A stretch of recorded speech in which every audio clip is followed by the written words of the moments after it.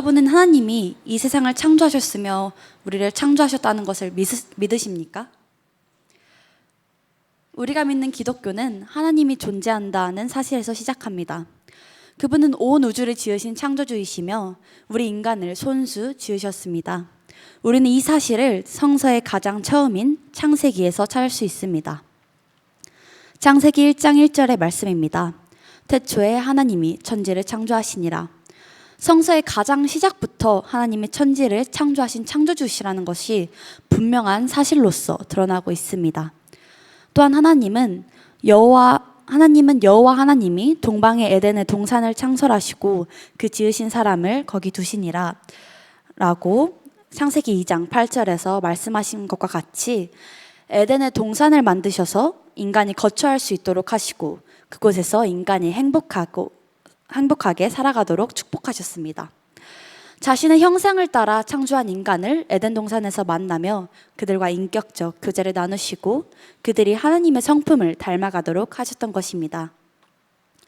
하나님이 인간을 만드신 이유는 우리를 사랑하시기 때문입니다. 성부, 성자, 성령, 그 삼위일체 하나님은 서로 충만한 사랑의 관계를 나누십니다. 무엇인가가 부족하거나 필요하신 분이 아니시죠. 그리고 그 사랑을 나누기 위해서 인간을 만드신 것입니다. 이는 남녀가 서로 결혼을 해서 자녀를 낳는 것과 마찬가지입니다. 그들이 자녀를 낳는 이유는 무엇일까요? 부부간의 사랑이 부족하기 때문일까요? 아니면 무엇인가를 채우기 위해서 자녀를 낳는 것일까요? 아닙니다. 부부가 자녀를 낳는 이유는 무엇인가가 부족하거나 채우기 위해서가 아닙니다. 오히려 부부간의 사랑을 더욱 풍성하게 나누고 싶은 마음에 자녀를 낳는 것입니다. 그들의 사랑을 나누어 주기 위해서이죠.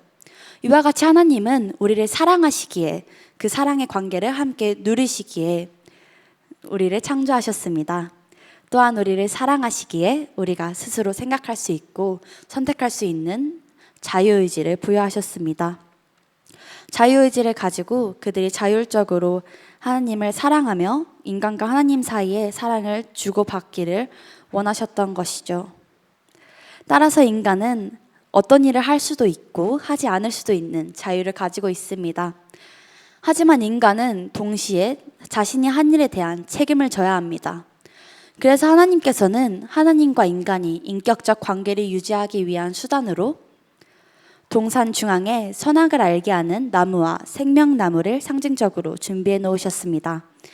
여호와 하나님이 그 땅에서 보기에 아름답고 먹기에 좋은 나무가 나게 하시니 동산 가운데에는 생명나무와 선악을 알게 하는 나무도 있더라 하는 말씀과 같이 하나님은 선악과를 일종의 기준으로 삼으셨습니다. 자유의지를 지닌 인간은 그 선악과를 따먹을 수도 혹은 따먹지 않을 수도 있었습니다. 하나님께서는 이 나무들을 통해 인간이 반드시 지켜야 할 책임이 무엇인가를 보여주시고 또 인간이 해야 할 일과 해서는 안 될 일이 무엇인가를 엄히 경고하셨습니다. 여호와 하나님이 그 사람에게 명하여 이르시되 동산 각종 나무의 열매는 네가 의미로 먹되 선악을 알게 하는 나무의 열매는 먹지 말라. 네가 먹는 날에는 반드시 죽으리라 하시니라 라고 창세기 2장 16절에서 17절에 말씀하고 계십니다. 이와 같이 선악과를 따먹는 것은 하지 말라는 하나님의 말씀을 듣지 않겠다는 결정이고 따먹지 않는 것은 내 위에 하나님이 계시다는 것을 인정하고 하나님의 말씀을 듣겠다는 순종의 표시였기 때문입니다. 만약 선악과 대신 태양을 만지지 말라라는 기준을 주셨다면 인간은 오직 복종할 수밖에 없는 조건이었을 것입니다. 어떻게 인간이 태양을 만질 수 있겠습니까? 이러한 명령은 겉으로는 자유를 준 듯 보여도 실제로는 복종만 요구한 것입니다. 또한 너는 아무것도 먹어서는 안 된다라고 말씀하셨다면 이도 마찬가지로 지킬 수 없는 명령이었을 것입니다. 어차피 먹고 죽으나 먹지 않고 죽으나 마찬가지이니 이왕이면 실컷 먹고 죽자라는 태도로 명령을 어겼을 것입니다. 하지만 그런 방식으로 인간에게 명령하지 않으셨습니다. 하나님께서는 에덴 동산에 있는 모든 나무의 열매를 다 먹을 수 있다는 전제를 두고 선악을 알게 하는 나무의 실과는 먹지 마라 라고 말씀하셨습니다. 하나의 기준을 정해두고 만일 이를 불순종하면 불순종하고 어길 시에는 반드시 죽을 것이라고 말씀하신 것이죠. 마치 부모가 아이에게 날 잃어버리면 안 되니까 손을 붙잡아 놓치면 큰일 난다 하고 말씀하신 것과 마찬가지인 것입니다. 이제 겨우 말을 하며 자신의 의사표현을 하는 5살 배기 아이가 자신을 낳아준 부모님의 품을 벗어나면 어떻게 살 수 있을까요? 과연 하루는 버틸 수 있을까요? 하루는 물론 10분도 버티지 못하고 울음이 터져버릴 것입니다. 우리는 이제야 겨우 걸으며 자신의 의사표현을 하는 어른 흉내를 내는 5살 배기 아이와 같습니다. 불완전하고 어리며 겨우 세상을 살아가고 있습니다. 우리는 공허합니다. 잘 빚어졌지만 텅텅 빈 항아리와 같습니다. 항아리는 무언가를 채우기 전까지는 그 쓸모를 다하지 못합니다. 그럼 무엇으로 우리를 채우고 쓸모를 다해야 할까요? 바로 하나님의 아가페적인 사랑입니다. 그분의 사랑으로 우리를 가득 채우고 그 사랑으로 서로를 사랑하며 그가 명령하신 바를 이루어 나아가야 하는 것입니다. 하나님은 그저 심심해서 이 세상을 지으신 것이 아닌 특별한 목적과 섭리 가운데 온 만물과 사람을 창조하셨습니다. 동물들이 불을 쓰고 글을 읽고 새로운 것을 만들어내는 것을 혹시 보셨나요? 적어도 저는 그런 모습을 본 적이 없는데요. 이는 인간이 하나님의 형상을 닮아 그의 창조성을 지닌 유일한 존재이기 때문입니다. 아담은 모든 세상의 존재들의 이름을 부여했습니다. 그렇기에 하나님께서는 태양과 지구, 인간과 동식물 등 모든 것들을 지으시고 인간을 자신의 대리자, 즉 만물의 으뜸으로 삼으셨습니다.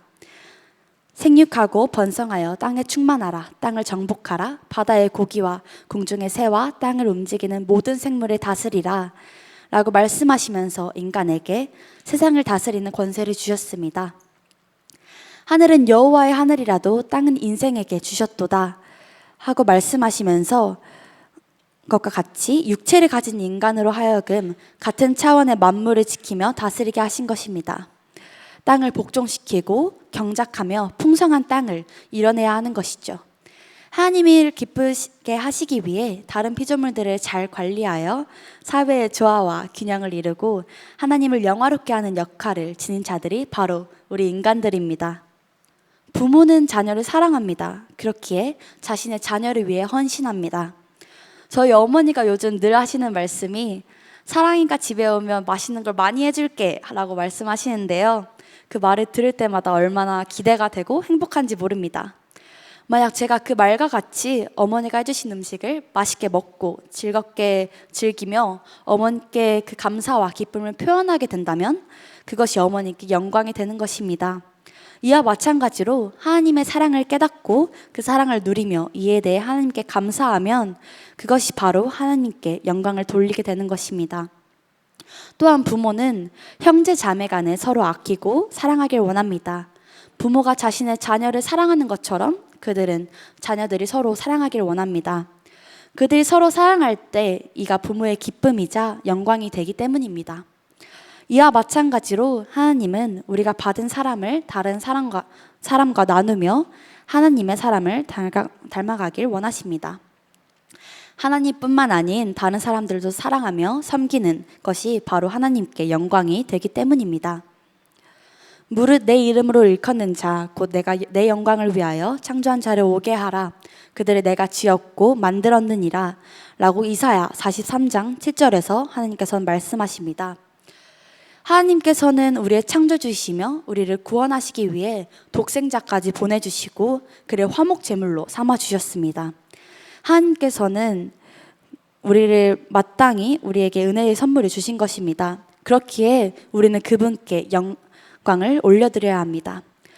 이 백성은 내가 나를 위하여 지었나니 나의 찬송을 부르게 하려 함이니라 라고 말씀하신 것과 같이 하나님께서는 우리가 하나님을 영화롭게 하고 그를 영원토록 예배하며 찬양하는 삶을 살기 위한 것은 모두 우리가 하나님과 관계를 이루며 살 때 주어지는 은혜와 같습니다.